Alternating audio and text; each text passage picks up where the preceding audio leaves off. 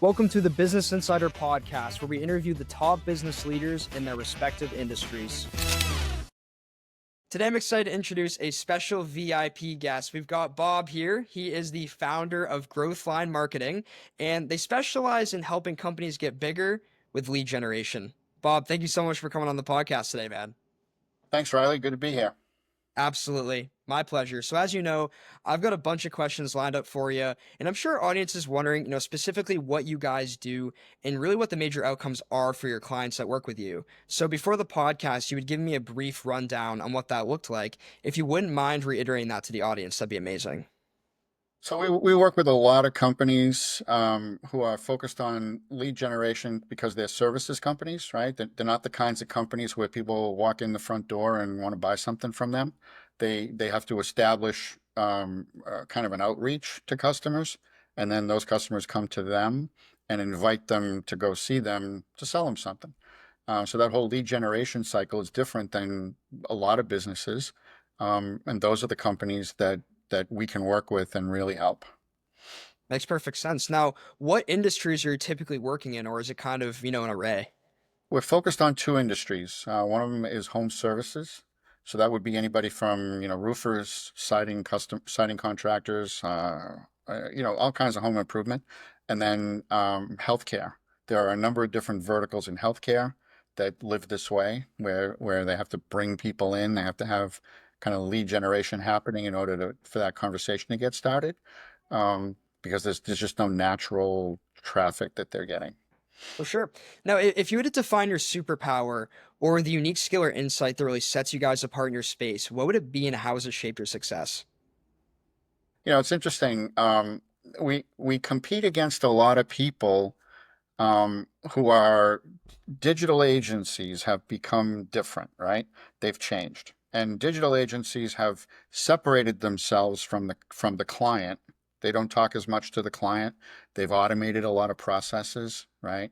If you want a meeting with somebody, you go on a calendar and you ask for a meeting, kind of what I did with you, and that whole separation, right? Because we're automating things and because everything's digital and right. And we actually did that. We worked at other companies prior to this and did that, and we found that we didn't really like that. That we weren't close enough to people. We didn't get into their processes and into their company very very tightly, and those engagements weren't as successful.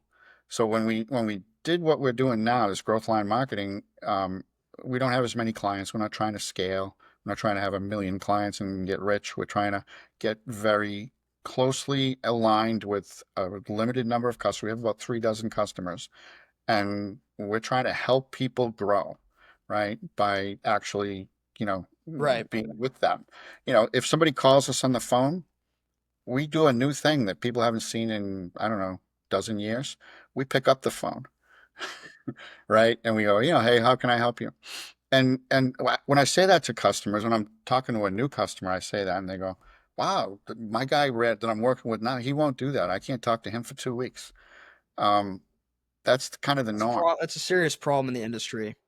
Yeah, Yeah. we're not doing that. We're not. We're kind of become a more of a traditional agency in terms of how we interact with customers, but we use all the digital tools and all the Google, knowledge and certifications and all that to get them a better outcome. So. Yeah, there's definitely a lot of bloat in the market right now. It's very saturated. You have all these, agencies out there that are just trying to make a quick buck. They don't actually really care about helping the client. Like you said, it's like, they'll respond to their client every 2 weeks or, oh, I'm not gonna be able to get on a call for another three. So yeah, it's definitely a very good way to separate yourself, the positioning you're in.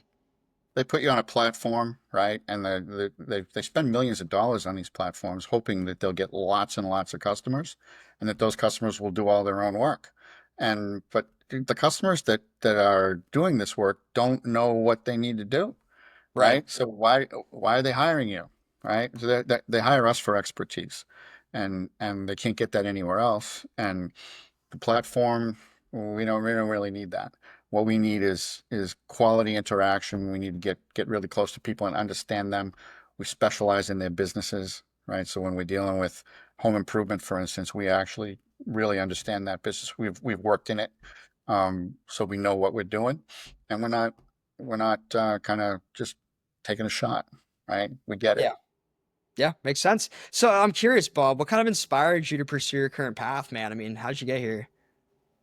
Um, I got I got hired. It was interesting. I called the guy. I was at an agency, right? This was 25 years ago, and I called the guy on the phone, cold called him. I just called him up. I said, "Listen, we're an agency. We're close to you. Um, do you need any help?" And he said, "Yes, I do. Can you be here at 2 o'clock this afternoon?" And I was in his office at 2 o'clock that afternoon with my partner. He asked us a bunch of questions. Could you do this? Could you do that? Could you do this? We answered yes to everything. And then he hired us. And then we walked up to the door and said, "Well, can we really do any of that stuff?" And we were like, "Absolutely not." But we figured it out, right? And just like you always do. And we got in trouble and we figured our way out of it. And then we helped this guy and we grew him and the things that we were doing worked. And then so from there I've had a couple agencies along the way and trying to figure this all out. But I've arrived at a place where I'm working the way I want to work. That's amazing. Now, how powerful has networking been to your success, and what tools do you recommend people use? The networking that's been successful for us is we specialize in these businesses, right? So for instance, we go to events where there's lots of those clients and we know all the clients and we know all the people who aren't our client yet, all right? Yeah, you were. And when you do good work for somebody, they tell their friends. And we don't even have to ask them to do that. They just do it. When you don't do good work, they tell their friends too. So you got to be careful, right? But if you're doing good work and you're getting people an outcome, you can't stay small. It just doesn't happen. So we get a lot of people coming to us and go, "Hey, this thing you did for Dave, I'd like you to do it for me." And that's the best way you can grow a business because you'll never lose those clients. Yeah. Yeah, for sure. Now, I think the lowest hanging fruit of the conversation is probably AI. Everybody's talking about it. There's new agents coming out every day. How is AI impacting your industry, and how are you utilizing it? AI helps us with things like, if you're going to try to write 50 title tags on, 50 different pages, AI will help you do that. AI helps you write code, right? AI is actually a pretty good coder. And so you can get HTML code written, or you can get, lots of different kinds of code written. We try not to use it for page content. Google understands page content, right? You don't do that. But AI is helping us with processes and systems and helping us kind of get an answer when it would be difficult to get an answer otherwise. Um, we try to be careful because sometimes it will lie to you. You know what I mean? Yes. So we want to be, we want to make sure we're checking things. But it is pretty good. It's getting better. There's little tools that you can put on things like websites where you can have chatbots that are AI and you can have full conversations with those things. They actually work. Um, I sometimes have a hard time figuring out if I'm talking to a human or a bot. Um, but we try to leverage it where we can, and we just try to be careful. We're not trying to game the system with Google. Google doesn't like that. Yeah, for sure. Now, regarding what you guys specifically do, just so the audience can get a better understanding, what are some specific examples or tangible things that you guys do for lead generation? Well, mostly we spend money on Google, right? So we're spending clients' money on Google to a to an outcome goal, right? We know how much we want to spend for an inquiry. We know what happens after that. Customer calls them and says, "I want to, have you come out and look at my roof or whatever." We know how much that's worth, and we keep focused on that and we achieve that number. And then we help them scale that so that they can get more of that, and that helps them grow their business. Um, then what typically happens with us is we're working so closely with people, we're also advising them on what to do in the phone room, what to do in sales, what to do, the whole way. We become partners with people.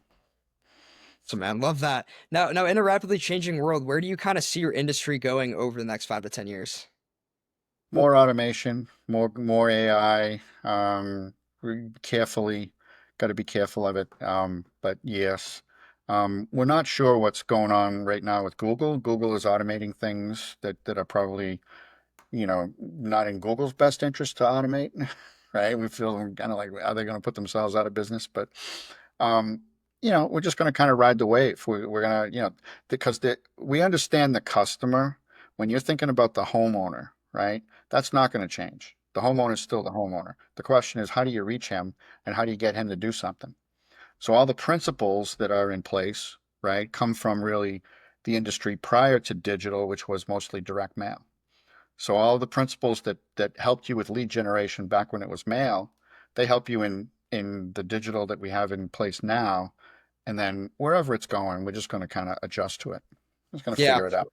I mean, as an entrepreneur, that is at the end of the day, we have to do, right? I mean, we're definitely in a pivotal moment in history where AI is really changing the game. And I think the people, that, continue doing what they're doing and don't make any changes whatsoever and, innovate and learn, they're going to get left behind. So I think there is, just, you have to keep being aware of what's going on and implement changes as Right. time goes on, right? We talk to Google every 2 weeks. We're on a phone call with them. We understand where things are going. We try to read as much as we can that they publish, and Google publishes quite a lot. If you're willing to go look for it, Google will almost tell you what's coming. Yeah. And there's just an awful lot of press out there that talks about all of that. So, the primary thing is how do we buy leads on Google and how do we get them at the right number, right? The other piece is how do we do the most with the organic side, the free stuff, so that people get the most of that, because that helps people grow as well. And that's a puzzle that we don't really have an answer to. We just kind of work the problem, right? It's been changing for 20 years. It's going to keep changing. So we just keep changing with it. Yeah, for sure. Now, in your experience, what do you feel like is the biggest problem in your industry? And really, what are you guys doing to solve for that? The biggest problem is the hill gets steeper, right? Competition is very stiff. People are willing to spend a lot of money on Google and other places in order to kind of get ahead of somebody else, right? There's more and more companies. It's just harder and harder. There was a time 20 years ago when ads first came out, Google Ads. I was doing I was spending 400 grand a month. I'm sorry, 40 grand a month and getting 400,000 in sales like every month. It was no problem because there was nobody else there. That's harder and harder now, right? And it's not as automatic as it used to be. So that it requires a lot of attention. It requires a lot of, kind of understanding of what's happening, measurement. Um, it's it's a bigger and bigger problem. How do you think Google is going to handle that situation as time goes on? Well, right now, the way I think about what's going on Google now, it's harder and harder because there's more and more people looking for a pie that's smaller, right? Demand across the country is down. 24 was not a great year. So there's fewer people looking for the thing that more people are looking for. You know what I mean? Like it's Yes. Yeah, yeah, the yeah. market getting small. So you're fighting over a smaller piece. That just raises costs. So what Google is doing with that is trying to separate who should get these impressions. Google's trying to figure it out. Who are the right customers, which is the home improvement company or the pain management company or whatever. It's those guys. Who's going to get those impressions? And they're trying to do that in a machine way, Yeah. to figure out how that should go. Um, and I don't know exactly what's going to be next. Yeah. Nobody does. You know. Yeah. Very interesting times. Now, Bob, now that we've talked shop for a while, I've got this game I like to play with all my guests called the lightning round. So I'm gonna ask you 10 quick questions, and you give me the Okay. first answer you think of. Okay. Coffee or tea? Coffee. Cats or dogs? Cats. Favorite quote or phrase that you think about often? Um. Oh, I don't know. Let's come back to that one. Okay, okay. Favorite movie? Favorite movie is Caddyshack. Oh man, I love that one. That one, yeah, that's hilarious, man. Favorite streaming series or TV show? Um, we're on one right now called Shrinking Shrinking. Okay, I've heard of it. What's it about? on Apple TV Plus. It's very good. Cool, cool. It's very good. What's Yeah. what's your favorite book? Um, I, I don't have any books. Okay. I'm really Okay. not a book reader. I'm a news reader. I read fact, not fiction. I'm That's fair. nonfiction. That's fair. I respect that. I'm not too big of a book reader myself, in fact, so definitely can relate to you on that. Um, what would be three of your favorite hobbies outside of work? I ride a bike, a road bike. I play soccer, um, and I'm into firing guns, right? That's awesome, man. Love that. Target What's shooting. one? What's up? Target shooting. Target shooting. Okay, gotcha. Do you do any hunting at all, or No, no, no never hunting? did. Never did. That's a lot of work. I prefer to go to the range. You know what I mean? Fair enough. Fair enough. What's one bucket list item you've already accomplished in your life? Um, I went to the Philippines. It's kind of interesting. So I've been to the Far East. That was fun. That's sick. What about one bucket list item you haven't accomplished yet? Um, there's a few rides like on a road bike that I'd like to do. Mount Washington. They have a Yeah. ride every July on Mount Washington that I'd like to do. I don't know if I'll ever do it. And there's a ride in Hawaii called Mauna Loa. Um, that is also one of those rides. Dude, you got to do the Tour de France, man. No, no, no. I'm 62. That's not happening. But you couldn't do like you might be able to do one leg, right? Because it's 100 and something miles, but they're doing 26 of them. There's no way. Yeah, No no, way.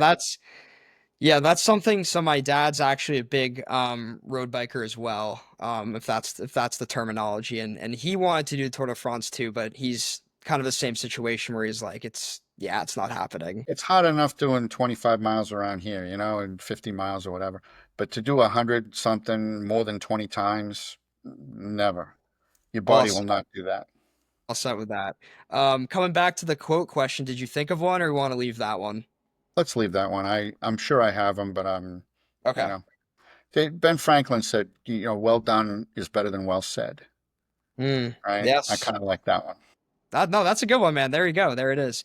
And Bob, what would be one final thought to kind of leave with the audience, maybe for someone out there that, is looking to get more leads or is working with a company that's, just not quite cutting it? What would you recommend to them? Well, give me a call. We'll take a look. You know, Perfect, man. that's it. So yeah, if any of our viewers want to connect, collaborate, even work with you, would that be the best way just to give you a call? Give us a call or reach out on the website, growthlinemarketing.com, and we'll call you right back because we always do. Okay. Well, perfect, guys. I'm gonna link all of Bob's stuff in the description. So if you are looking to get help with lead generation and you are in the home service or healthcare industry, definitely give Bob a call. He's doing an amazing job for his clients. So, Bob, thank you so much for coming on today, man. It was a pleasure. Thank you. I had fun. I appreciate it. Absolutely. Yeah, my pleasure. All right, man. That was awesome. Is that what you guys do? Is that how they all go? Or Kind of similar to that. Usually we have like a framework of, certain types of questions I ask, and then depending on what you say or, what we're kind of talking about, I kind of dig deeper into those. So really the goal is to spotlight your business, what you guys are doing. As I said, it's going out to me and my co-founders network, and then it's also going out to a couple thousand people via email. So yeah, that's pretty simple, man. Nothing too crazy. I did one of these a while ago, and it was like 2 minutes, Two and they didn't minutes. and they didn't seem to have a plan at all. You guys have more of a idea of how these things should go. Um, it was much more natural, right? I like the lightning round at the end. That was fun. I appreciate that, man. Yeah, we tried to make it fun, and I mean, 2 minutes. That's not even a podcast. I mean, Couldn't really say anything by the time I was like, wait a minute, I didn't know, but no, this was good. This was yeah, no, good. I appreciate that, man. So it's going to be about 3 weeks before we actually launch the podcast, and then we're going to send you a copy of it, and we'll also send you some short form assets as well in case you guys do want to promote it or market it or do whatever you want with it, man. We'll give you the resources. If I can put it on my website and send it out to some customers, Yeah, that's okay. Yeah. yeah, man, go for it. And I was also trying to think of if I had anyone in my network. That'd be a good connection for you. And I thought this guy Justin, who builds out these awesome referral programs for marketing and lead generation agencies. And I actually sent one guy over to him a couple months ago from the podcast. Say he's been getting a ton of great referrals, and I'd love to connect you guys and see if that proves fruitful. We talk to everybody. Yep, absolutely. Cool, man. Would email be the best way to do so? Sure. Okay. All right. Yeah, I'll connect you guys on email. And yeah, if there's anything else you need from me, man, let me know. But it was a pleasure having you on here, Bob. Obviously you're killing it, man. So, keep up the Thanks. good work, dude, and we'll get this out All for right, you. you too. Good luck with what you're doing. All right. Thank you, Bob. Have a good All one, right. man. Thank you. Bye bye. Bye.